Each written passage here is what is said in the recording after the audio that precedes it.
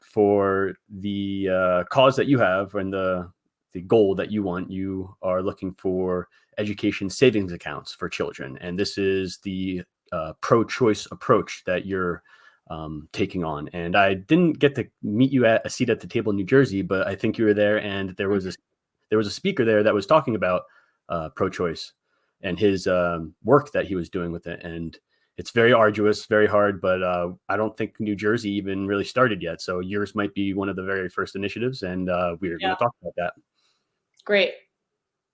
So we could go through the first just couple questions. So people who is watching this on the NJ1ST podcast can take the survey. The link will be in the YouTube video, but we're going to go through the survey questions to get a better understanding of these education savings accounts. So the first question for the survey would be, is New Jersey providing a thorough and efficient education for all children? And I think we can just start from 2020 after the pandemic and on to say that there's a lot of hurdles that are going through. And I'll let you take the lead. But the first thing that comes to my mind is there was a lot of teachers maybe towards the city that were trying to battle the schools to not go back to in-person learning and to keep different methods of learning. But there were schools and districts all around the state that were opening up. So when it comes to education, we definitely have a lot more that we could do better. That's what I think. Yeah. And, I think a lot of us think that. I think we're probably very surprised by what we just went through, because it is just common to move into the district you can afford and assume that your kids are going to go to the public school. It is going to be wonderful. All of the money is funneling into it. It must, be working well. It must be able to serve every child and meet every need. And, what we found out is it doesn't. And it can't. And I think that's probably due to the structure of it. We can't really talk about K through 12 education in New Jersey without first understanding the political relationship between, our governor and the New Jersey Education Association. My understanding was that each district had a stake. We were stakeholders in what happened in our school. And I learned very quickly, having attended board meetings in first New York City when my youngest was in pre-K, and then here in New Jersey, that's, we go to these meetings, but at the end of the day, there are directives coming from the state government, that we have no control over. We're not going to risk funding. We've got a lot of issues with our funding formulas here in New Jersey, the way the schools are funded. And a lot of that is because we're kind of being held hostage to this monopoly, and all of our revenue from the federal, state, local tax dollars, it's funneling into this one system, and it's not serving every student, in my opinion. So I'm very interested to see, when we actually send this out to our legislators, who believes that it's working. I really want to open up this conversation to them to take part in. If they believe it's working, I want to understand why. There may be something I'm missing, but my feeling is that if we open up this conversation, we're going to figure out that it's not working for every student. We see that when we look at proficiency scores and money spent. For instance, Camden City, those students, they receive $54,000 per pupil per year. And their proficiency scores are between 6% and 17% out of 100. So the $54,000 per pupil, what is it doing? People are quick to blame those areas in underserved areas, the people, the culture. They're never willing to look at the system that may be failing those kids. So I think the answer to that question is no. That's just my opinion.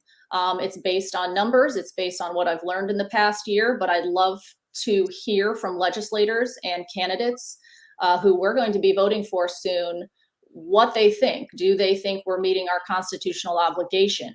If the answer is yes, I probably know how the rest of the survey is going to go. And if the answer is no, we give them an opportunity to expand on that and just help us problem solve. and think creatively about ways that we can approach school choice in New Jersey realistically. And in our climate, where we know the New Jersey Education Association, they've fought this for decades, and they've got, you know, millions of dollars to continue to fight us on this choice. And they're not bad people. It's just a massively profitable um, group, super, you know, political action committee. They give the most to all of our local elections to ensure that candidates who are going to side with them continue to, you know, carry out their interests. So in a lot of ways, they're bargaining against taxpayers who are electing these candidates. And I think we have to talk about that. Very well said. And on both the academic and the financial side, because I have seen a lot more leaders come out outspoken, like we began saying after the pandemic with our children's education, especially with the curriculums. But before the pandemic, I was paying attention with my NJ1ST activism, and there were leaders talking about the spending in regards to property taxes, also the offset with the income taxes for our school funding. Yeah. And I have the whole seminar of Jay Weber. He is a still standing NJ assemblyman. So he may be someone who we can get to take that survey, as well as other members, even relating to the budget, the NJ budget with Michael Testa. They went in front of all the judges. So there are people out there that understand the issue. Mm-hmm. But they haven't touched the school choice thing, and that's what we're talking about today. So just to keep going with the questions, and I'll have you answer this next one. Should parents be afforded the opportunity to send their children to a performance-based school that places core education first? And if you could answer the performance-based for our viewers. Sure. So, you know, let's just go back to some of our public schools and we look at proficiency scores. That's how they measure performance. You know, however you feel about that, some people think it's crazy and it doesn't work, but that's how we measure performance. And if you look at those scores, they're terrible. It's actually shocking if you go into this website and you can look by school district, how much funding they receive and what their proficiency scores are. So if those parents in those districts, all of the money is going into that school and it's underperforming, should they have a choice to take a pocket of money and put it into maybe a school that has smaller class sizes? Maybe their child is just not doing well socially in this school. Maybe they just need a little bit more hands-on attention that they're not able to get, because the incentive, of course, in these public schools, we have to understand, is to pack classrooms full. We're a per pupil.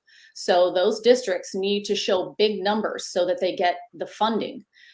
So when class sizes grow, that helps them with funding, but that puts a very large strain on teachers and students, because it's very hard to manage, no matter how many teachers you put in a classroom, a group of 25, 30 kids, especially young kids. So if academically you're looking at the proficiency scores and your child is not being served for whatever reason, should you have the option to look outside of that public school district?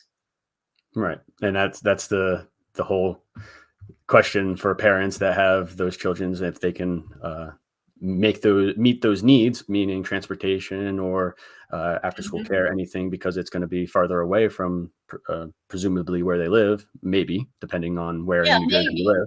Right. It might be even closer over into the cities, a different geography in New Jersey. But that answers the question for the performance-based and the afforded the opportunity. This must be the vouchers that I always hear about, right? It's the taxpayer money that will be set aside and you can choose what school to go to. Is that what we're thinking about with the education savings accounts? It's a part of taxpayer, like their property taxes? Yes. This is a great question. And so first, going back to transportation to schools, if it's not your district school, if we just let them think about the question, you know, right now we're not even looking for a school. We just assume that our public school, that's where we're going. because that's where all the money goes. We can't afford to leave it all there and go elsewhere. So if we ask the question and we start to build this culture of like, oh, do I have a choice? Can I put some of these education dollars elsewhere? We're going to start to see schools pop up and learning environments that can meet a variety of different needs. We're going to see them pop up in areas of need. So I think, we really have to start building the culture. So how do we do that without threatening somebody's fear of too much government control, and without threatening somebody's fear of defunding public education? In my mind, that was education savings accounts, because Arizona just passed this and they have universal eligibility. Families can get up to $6,500 and up to be able to place in a school that they choose. That made sense to me. So I started to look into the funding and how would we do that? The money's there at the state level. We spend billions on K through 12 education at the state level. We cannot hurt the public schools when we ask for this money. So I don't think it needs to come and, let's say my kid gets $24,000 in home del, and they do, per pupil. We don't take that pocket of money out. We need to use it more efficiently, more effectively. So we're going to have to look at our tax structure. Income tax structure, property tax structure. And I think he's an assemblyman, DeMaio. I talked with him a while back, and he's got his pulse, he's got his thumb on this pulse, and he wants to fully fund public education and lower property taxes. And he's onto something. The problem with this, and I've explained this, and he just wants to keep going forward because he feels like he's close and he's worked a long time on this, and I get that. But you cannot throw more money into a system and expect that it is going to work when that is what we've been doing and it hasn't. We also cannot take money out of this system. So there's got to be a creative solution. If it's education savings accounts, I want to start talking about the framework with our legislators, who this is their job, to do this for us. We need to build a framework. If it comes from the state, let's talk about that. Because in the bill, of course, we would have to build provisions. It doesn't mean more government control is coming. That's the last thing anyone that is advocating for choice wants. We want less government control. And I think if we can get it, our legislators will begin to side with the people versus the unions, because of course the fear is in the future, then they're going to make it harder to open schools, and they're going to make it harder to open learning environments. And they're not going to be available. They could always pass future legislation. So one of the other options, and I'm open to it, are scholarship grant programs. And that's something that advocacy groups are working on at the federal level. They just reintroduced a bill, and it's using corporate sponsors, via 501c3s, and that's private money. So if there's an avenue to go about it in that way, I am open to it. In my mind, ESAs make the most sense because I know the money's there at the state. We just need to do it better. And that's involved looking at our funding structure, our tax structure, or our school funding structure. That is intertwined with our tax revenue as well. Definitely. Being from New Jersey, born and raised, we have that home rule here. So the county and the regional, administrations have a lot of sway. And it seems like the ESAs, that the education savings accounts that you're talking about, is more of the decentralized approach. And that it necessarily doesn't even need to come from the state. Like you said, it could be a movement that's happening federally, our federal system, which is regionally at the county level, locally. That's great. I would like to look into that even more.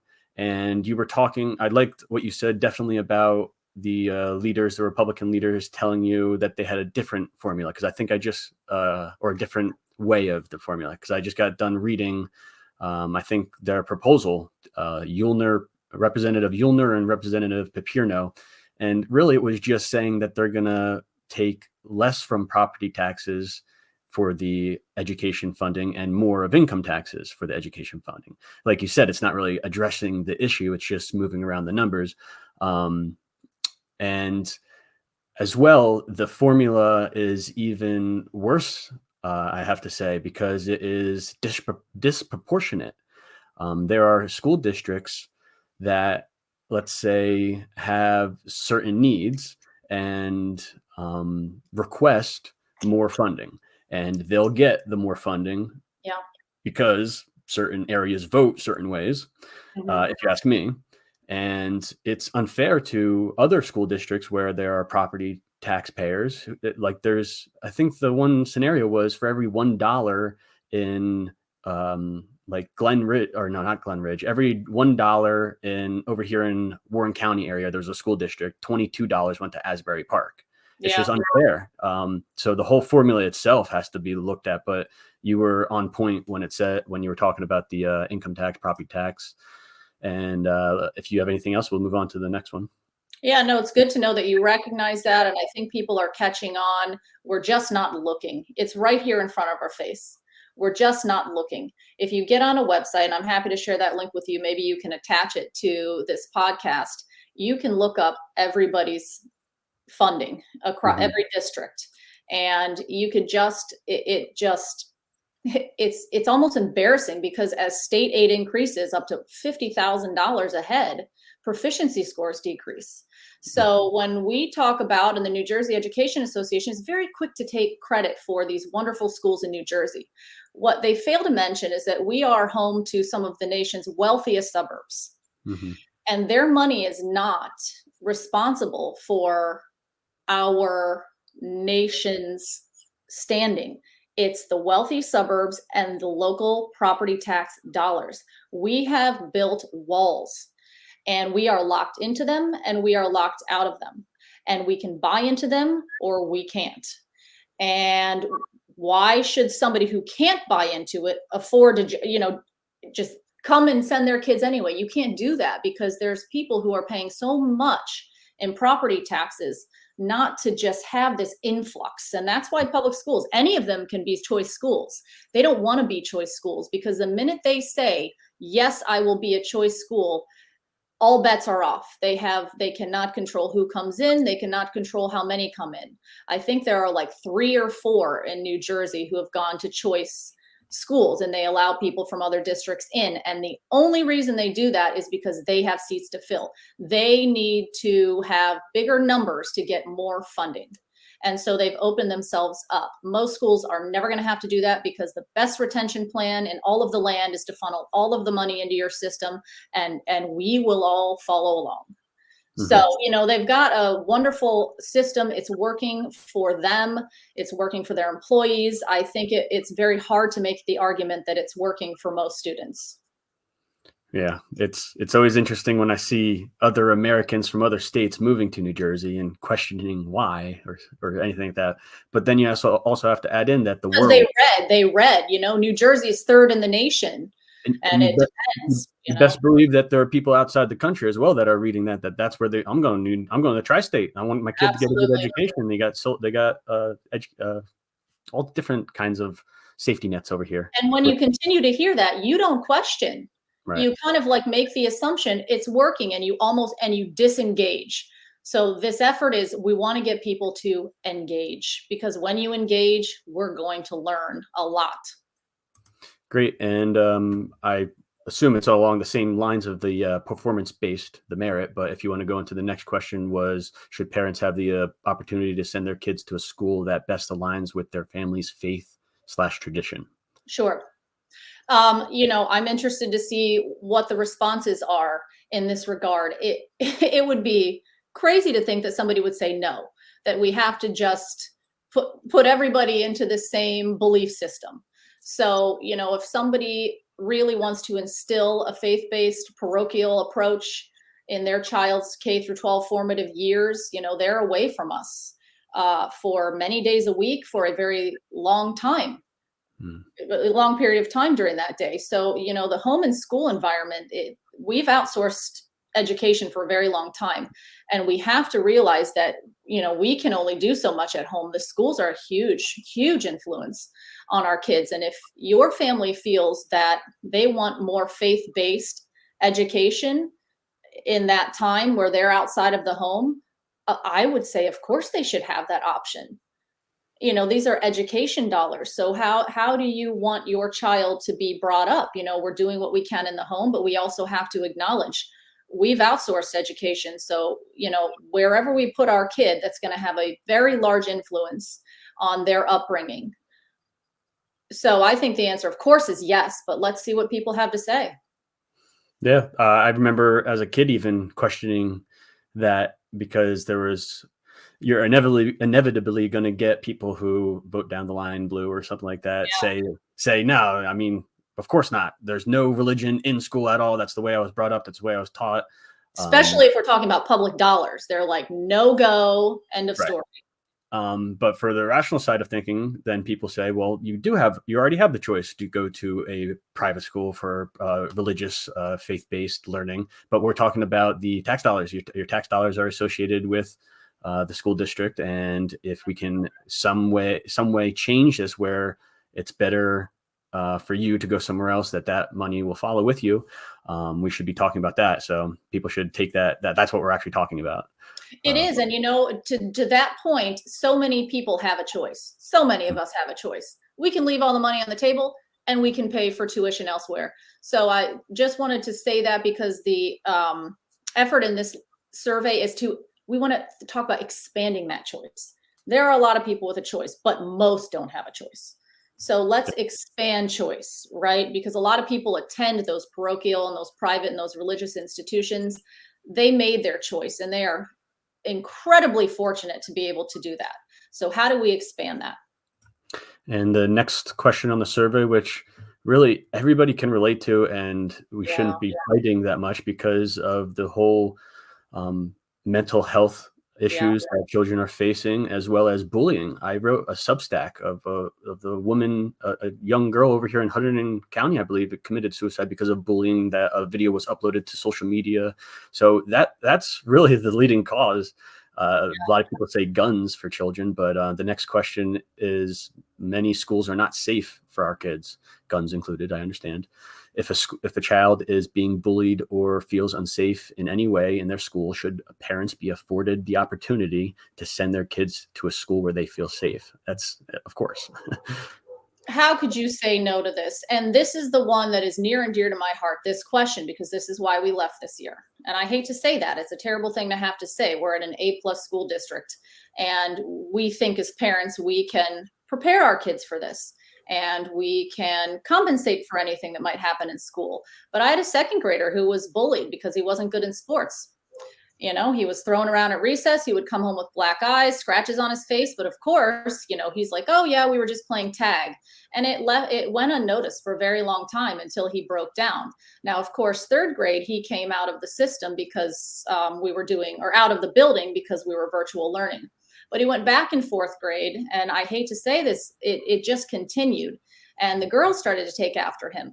And they would kick him between the legs and say he must be a girl because he can't catch a ball in gym class.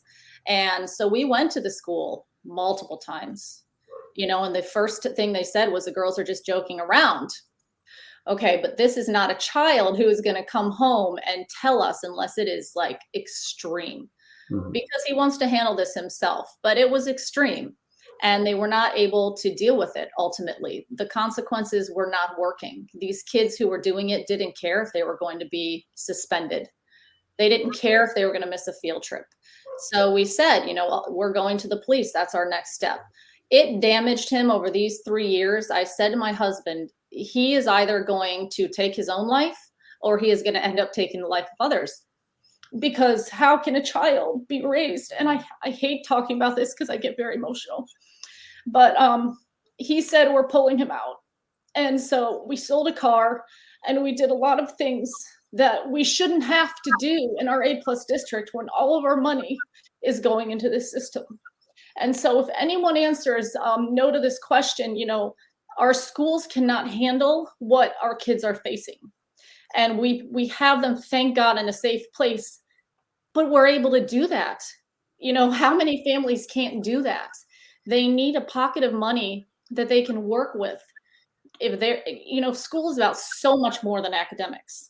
It's a whole child. And if they're having a bad experience, we need to provide a choice. Well, sorry that you had to go through all that. Talking about that question, but I've got to No, do it. and I've been on both sides of those coins, and they say now that the millennials, everyone has experienced someone who has either committed suicide for drug use Yeah, or for depression, being bullied, something like that. Um, we shouldn't be numb to it. We should not start getting numb. We should have the choice to have better lives for children. Um, and I can't say enough more about the mental health of our children. I've had it my entire life, actually, and I've never been shy to talk about that. And a lot of people forgot about that, especially in yeah, politics. The one thing I remember after the pandemic was everybody was uh, obviously we shut down the schools. The kids weren't going to the schools, but now once they opened, all of the leaders said that there was a lot of abuse happening at homes and at schools. They would report it. Well, sometimes it's the opposite too, that it happens at the schools and it's not yes, really reported at the yes, home. So yes. there's both sides of everything, and people have to understand that. And let me Moving tell on. you, Yeah, these sure. schools, they don't want the harassment, intimidation, bullying. The state gets involved and they try very hard to brush these things under the rug. And ours was not the only situation where this occurred. This occurs all of the time. You know, you don't want your school to be hit with too many HIB claims. So at the board meetings, they'll make a point to say, we only have this many this year. And it's like, but it's just because you're just parents don't know where to go when they say there's no merits or we didn't find anything, and it's because there's too many kids. You know, these teachers are really up against a wall, and I'm really hopeful that they'll engage, because they see it and they know what's going on and they know what they're missing, and we need them to take part in this conversation because I believe they care very much for these students, and I believe that it is very challenging for them to go in every day and they're up against things that they just shouldn't have to be up against with the mental health and just the chaos in our public school system, and we can do better. So I do think our public schools cannot address this issue adequately. I And I don't know agree. what the answer is. I, I think people who are involved in schools, public schools, they love children. That's why they're involved in it. But maybe they speak Absolutely. they speak incorrectly. Sometimes they say the wrong things or something like that. I mentioned the Substack that I wrote on the young woman who committed suicide earlier. The principal doubled down and blamed the parents. Yes. So I'm just going to And end they're it quick there. to do that, and so are people. You know, they're quick to say, well, you know, you should talk to your kid. I Yeah. got that too. Well, didn't you? You know, parents should be able to compensate. And man, we try. You know, we try, but that's a lot of time that they're out of our control. And a child doesn't want to come to you and say, you know, mommy, daddy, I need help. You know, they're independent and they're gaining independence, and these are formidable years, and so they hide a lot. They're kind of like cats in that way, a lot of them, and it depends on the personality. They hide a lot, and when you find out, you know, a lot of times it's too late. Damn. Moving So on to we'll leave that there, and I hope people, you know, think about this because when we talk about what a school should do for a child and, you know, proficiency scores and all of that, it's so much more. So if you're just having to stay in a place because that's where you live and that's the only place you can afford to live, or you moved there and you can't sell your house, if you are stuck in that school because you don't have the financial means to go elsewhere, why can't we do better? Why should a child have to be in that situation? So let's think about it. couldn't say it better myself. The next question will be: many students fell far behind, as we have been talking about, in New Jersey public school due to the challenges over the last 2 years. Should parents be afforded the opportunity to give kids every possible chance to catch up, even if that means moving to a new school or learning environment? And I could talk about that one just briefly. Of course, they should be afforded that with the ESAs. During the last 3 years with the pandemic, the home-based learning, you had to have Wi-Fi, you had to have good access to Wi-Fi, you had to have computers, and there was plenty of families that didn't have that. And that is something that should be afforded to them, especially if they're paying taxes, and as well as the getting caught up. The face masks. It the face masks. Children, that's how they learn from age 1 to age 5, probably, facial expressions, how to interact with humans. And even as early learning as those early ages, that they need to catch up. So we need actually a lot of help, for us. There's going to be a gap, if you want to speak on that. Yes, and very good points. They literally came out with every possible obstacle they could to make learning impossible. Right. It was impossible. And I had a kindergartner at the time. She's my youngest. And school shut down in kindergarten. And school was online all of first grade, right? So she went back to second grade. And here's what the kicker of it all. And this was I had a second grader and a fourth grader. And one was being bullied and one was not learning a thing and hadn't learned a thing. And she's bringing home tests and she's getting a 70%, but it's an A because they just started curving the grades.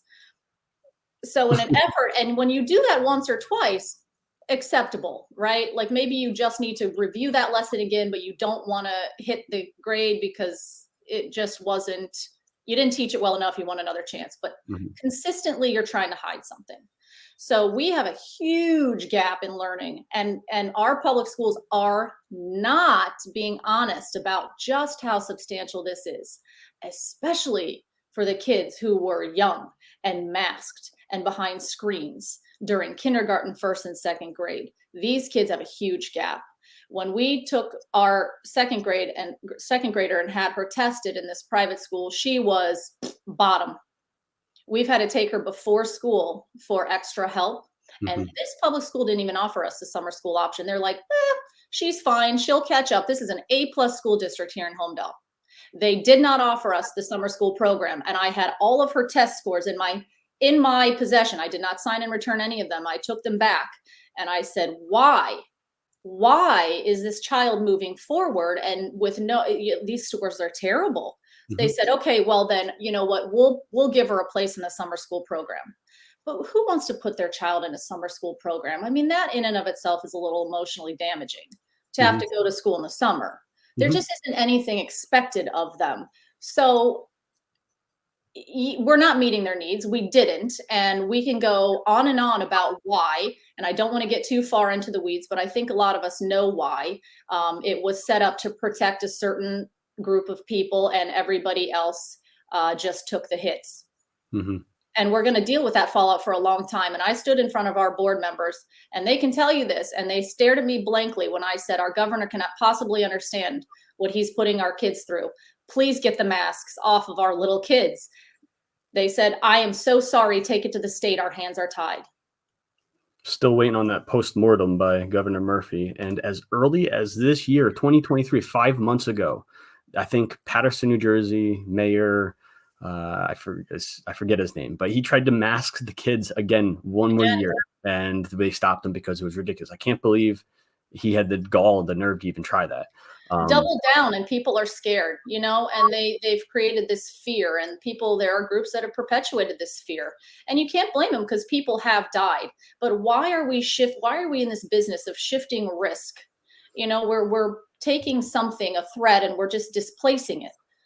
We're protecting some and putting others at risks. And we really have to masks they could have been a common sense measure if used appropriately. You don't stay in them for 8 hours a day when you're not sick.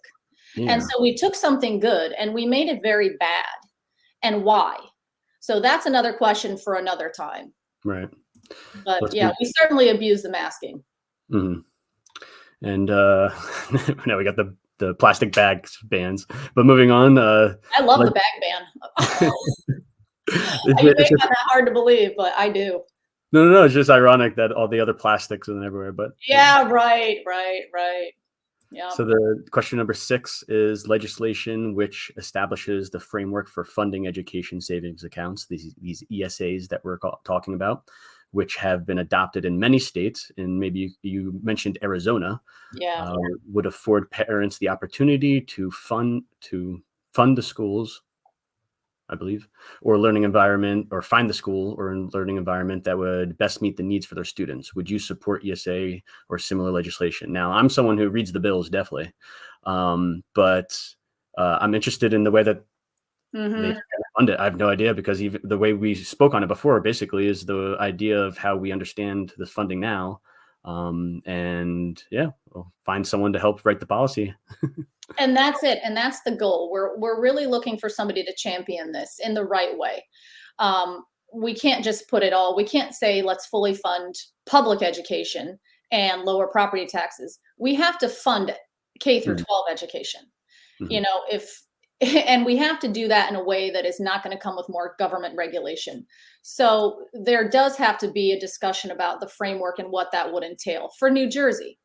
It's very simple in one way, but there are a lot of complexities to it. So we're going to need the help from our legislators who really understand this, and a lot of them have been involved for a long time. And I think everyone in New Jersey wants to see this succeed. I think that we are operating in good faith, and I want to give these guys who we're going to vote for, and gals who we're going to vote for soon, an opportunity to really think about this. And if they don't know, ask. I'm happy to come into anyone's office, and we're going to have a group of 40 volunteers from every district across this state, happy, very educated on this issue, happy to come into your office and talk to you about it. What are the challenges you see? What are the obstacles? And these are questions that we ask as well. So we might as well just cover them all. What's standing in our way, and how do you see that we could best address these issues? If you support it, if you'll sponsor it, fantastic. Because if we can get a legislator to fill this out and say, I support it or I will sponsor it, right there we have a bipartisan bill. mhm. We just have to write it. And I actually did write a bill. I'm going to keep it close now, but I'm trying to help. I know these guys are busy, so I took Arizona's bill and I just turned it into New Jersey's bill, and I put a lot of things that we wanted to see, and somebody can really just take that and put it into whatever department. I forget the name. They have a department over there who writes all of the bills and makes it our own in both branches, and we can go from there. But if we can get some legislators to really engage and commit to supporting the framework, I think we'll make some progress, because somebody will champion this. And if we can get bipartisan support, because we're going to need it in New Jersey, if we can get bipartisan signatures on this bill, we have an in, and it can chip away at the chokehold this super political action committee has over our schools and the way they operate and the politics that they are placing inside of them. I think parents are determined to make this happen. We have a burning desire to take some control back, because we see that our kids are not being served, and we are not meeting our constitutional obligation. The Department of Educations are not able to provide academic excellence. They are not able to provide equitable education for all. They haven't, and I don't think that they ever can under our current structure. So I really want to open this up and ask them what their opinion is, and will they support this type of legislation in this election season, because the voters want to know where they stand. Well said. And to finish that point, the May 15th Trenton rally that we're having down in Trenton, it's actually against the overseeing and broad curriculums that is enforced on all school Yep. districts. So something like the ESAs, where it's giving more choice and freedom, can negate that conversation, because if you want that curriculum, it's not even in our budget. It's not even talked about in our district, sort of thing. Yep. So there's different ways to do it. Definitely. And I don't know, we don't want to threaten anyone with choice. I think the takeaway from all of this is choice should not automatically, get people fearful. Mhm. So let's talk about that. If you're fearful of families having a choice outside of public education, what are those reasons? So if we can keep talking about this, I think that we will come up with something that can better serve all of our youth for generations to come. And I Mhm. think New Jersey can lead the nation in this way. We are a blue state. If we can get this done here, I think we open up the conversation to the nation. And I am very hopeful that in this election season, the parents will make enough noise and show our legislators that we will support them. if they help us, the people, not the political action committees, but if they help the people, if they help our kids, we will support them. Great. And you mentioned already you have some volunteers, but the way that you'll be able to persuade leaders and others is to get involved and to join it. Isn't it Kai? I'm sorry, we got right off to it. Kai Collins. And I am just a mom sitting over here in Homedale, trying my best to organize a grassroots effort to engage our legislators, because I think they're waiting to hear from us. We always look to them to come and solve our problems, and we want to hear from them, but it works the other way around. And my effort is to try and get parents to talk to them. They need to hear from us. Otherwise, they're not going to do anything. And I'll include it in the videos, the description, and I'll have it pop up. But what is the best way to contact you? Sure. If you are considering or have questions or know that you want to volunteer in this survey initiative, right now I'm looking for 40 parent volunteers across every district in the state. And we're going to reach out to our, legislators, candidates, congressmen, and we're going to add to this group in this survey initiative to try to get some responses back and really move this conversation into an entirely new dimension and put some eyes on this so that we all start looking at what we're dealing with. So if you want to volunteer, please email me at Kai Collins. It's KAICOLLINS 271 and we will go from there. We're going to have a Zoom once we have all 40 volunteers to kick it off and get it off the ground. Great. That's great. There was two last questions if you'd like, but that was very great information that you gave us. It was a nice little interview. I'll be able to include on that. Okay, good. And let's just finish up real quick. I can put them in. What are your views on obstacles to and benefits from the greater education options and equality for all parents and students? I guess that's more open-ended for people to answer. Well, it is because, right, like you answered it differently. Your answers are very intriguing. I wasn't expecting, and that's just the wonderful thing about this survey, because it is making me think. I only know what I know, and I'm willing to learn. So I love to see what people think are the obstacles standing in our way, because these are the things we have to solve for. If you ask me my experience in the public district, in the public schools for the past, I have a fifth grader now, so 6 years. He started in pre-K. The teachers unions are standing in our way. Mm-hmm. And I hate to say that, because who doesn't want to support their teachers? But that's also such a divisive thing when you say, well, if you don't support this uber rich political action committee who literally votes against the taxpayers' interests and elects these people who they know are going to do the same, why do I have to not support my teachers? It doesn't work that way. It's just acknowledging that one group shouldn't be so powerful, because I don't believe that the people are electing our own governor. They are driving the conversations and they are running campaigns for people that are in their pockets. So somehow we have to take back our own local elections, and we're not going to do that until we're looking at the way we're doing things. Because when we look, I think we're going to discover that it's not working, and then we're going to ask why. And so it's probably more than the NJEA. There are probably several obstacles. The way we fund it is also one of them. So let's let people answer this question and go from there. It's going to give us a lot of good information that we can talk about. And hopefully come up with some creative solutions that are not threatening to anyone in the state, because that is not the intention with choice ever. Right. And just to add, because you're right, it's about the union's majority, and there's probably other obstacles, special interests. But the teachers themselves, majority of educators, if you are a teacher watching this, you probably agree with us already. But if you are watching this and you know a teacher and they're not paying attention to this stuff, a lot of teachers, they don't really even have opinion on these curriculums that are coming down from the state. They maybe once, twice, 3 times in their life go to that annual NJEA convention down in Atlantic City. They're not really big on the union. They just know that the union's supposed to support them. So talk to these teachers, get it, maybe please. Yes. That there's people out there that have different opinions, they should speak out. They can be very helpful in joining.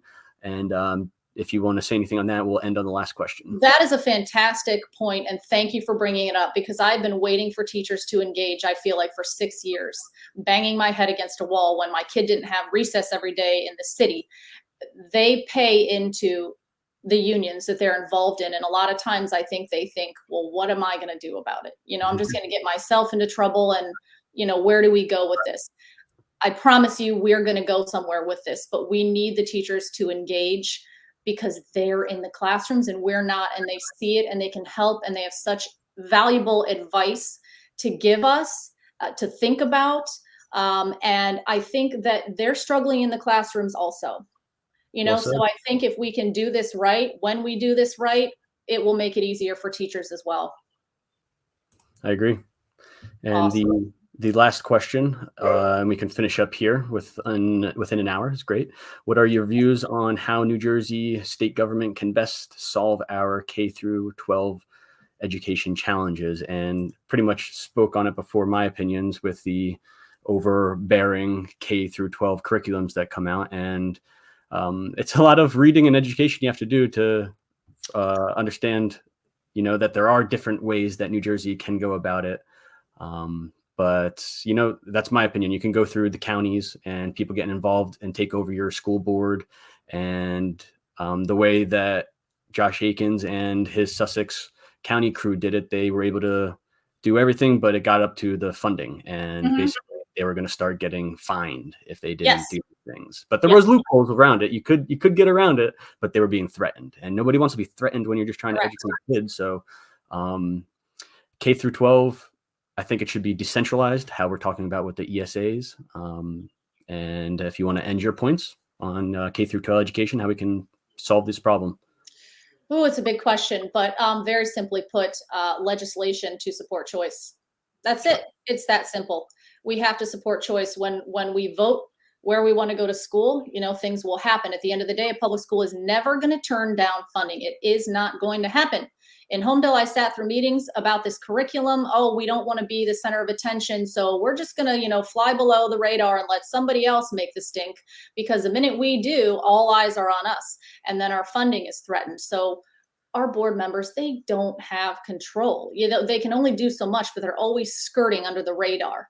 And the minute they actually do something, the funding will get hit, and they're not going to sacrifice that, because schools are already up against it. You think $24,000 sounds like a lot, $50,000 sounds like a lot. There's a lot of kids in these schools, and there's a lot of overhead in these schools.